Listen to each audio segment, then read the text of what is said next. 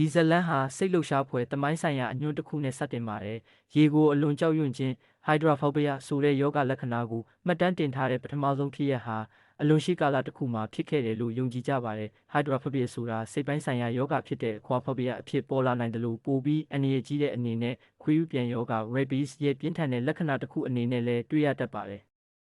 ဒီလိုကူးစက်ခံရတဲ့လူသို့မဟုတ်တိရစ္ဆာန်တွေဟာရေတောက်ဖို့ကြိုးစားတဲ့အခါရေကိုမြင်ုံနဲ့တင်ပြင်းထန်တဲ့ကြွက်သားကြွက်တက်မှုတွေဖြစ်လာပြီးဗိုင်းရပ်စ်ကအာရုံကြောစနစ်ကိုတိုက်ခိုက်နေခြင်းကြောင့်ဖြစ်ပါတယ်။ချင်ပန်ဇီတွေမှာတော့ဒီယောဂကြောင့်အပြုအမူတွေလုံးဝပြောင်းလဲသွားပြီးမထိန်နိုင်တဲ့အကြမ်းဖက်မှုရက်စက်မှုတွေပေါ်ပေါက်လာနိုင်ပါတယ်။ဒီလိုပုံစံနဲ့ပဲရုပ်ရှင်ဇာတ်လမ်းစတင်ပါတယ်။အမှောင်ထူထပ်တဲ့တောအုပ်တွင်းမှာစိတ်ကောင်းလက်ကောင်းရှိတဲ့တိရစ္ဆာန်ဆရာဝန်တစ်ယောက်ပေါ်လာပါတယ်။သူ့ရဲ့အလုပ်ကချင်ပန်ဇီလေးပန်းကိုကာကွယ်ဆေးထိုးပေးဖို့ပဲဖြစ်ပါတယ်။ပင်ကအစမှာချစ်စရာကောင်းပြီးအန္တရာယ်မရှိသလိုထင်ရပေမဲ့အဲ့ဒီအေဂျင့်မှုကအချိန်တိုတိုပဲတည်တံ့ပါတယ်။မြည်သည့်သတိပေးချက်မှမရှိပဲဘန်ဟာဆရာဝန်ကိုရုတ်တရက်တိုက်ခိုက်ပြီးတပ်ပစ်ကမျက်နှာကိုရဲရဲဆက်ဆက်ဖျက်ဆီးလိုက်ပါတယ်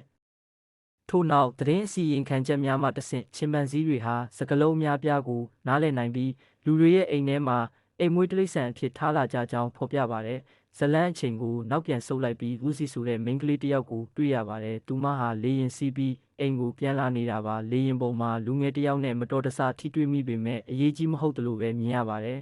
။လူစီဟာသူမရဲ့အမအရာနဲ့ဖုန်းပြောပြီးအရွန်ကချင်ပန်ဇီတစ်ကောင်နဲ့အိမ်မှာနေထိုင်နေကြောင်းသိရပါတယ်။အဲ့ဒီချင်ပန်ဇီကဘန်ပဲဖြစ်ပါတယ်။ဘန်ဟာ tablet ကိုသုံးပြီးစကားပြောနိုင်တဲ့တစ်ခုနဲ့လူတွေနဲ့ဆက်သွယ်နိုင်ပါတယ်။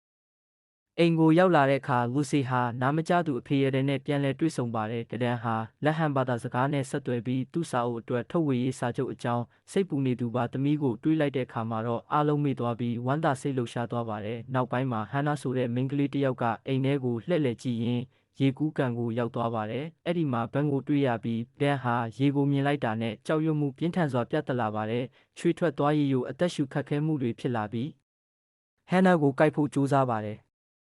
အဒန်ကလှမ်းရောက်လာပြီးချင်ပန်ဇီကိုထိန်းချုပ်လိုက်ပါတယ်။နောက်တစ်နေ့မနက်မှာအဒန်ဟာဘန်ကိုကိုက်ခဲ့တဲ့တိရစ္ဆာန်တစ်ကောင်ကိုစမ်းသပ်ဖို့ပို့လိုက်ပြီးဘန်ကိုခဏပိတ်ထားမယ်လို့ပြောပါတယ်။အဖေကအလုပ်ကိစ္စနဲ့အပြင်ထွက်သွားတဲ့နောက်မှာအိမ်ထဲမှာလူငယ်တွေပျော်ရွှင်နေကြပါတယ်။ဒါပေမဲ့ဒိန်းရဲ့အပြုအမူတွေကပိုပြီးထူးဆန်းလာပါတယ်။နောက်ဆုံးမှာတော့ဘန်ဟာလူတွေကိုတိုက်ခိုက်စပြုလာပြီးအော်ရောင်ကိုထိခိုက်စေပါတယ်။လူငယ်တွေဟာရေကူးကန်တဲ့ကိုခုန်ချပြီးထွက်ပြေးရပါတယ်။ဘန်ကတော့ရေကိုမဝင်နိုင်တဲ့အတွက်အပြင်ဘက်ကနေစောင့်ကြည့်နေပါတယ်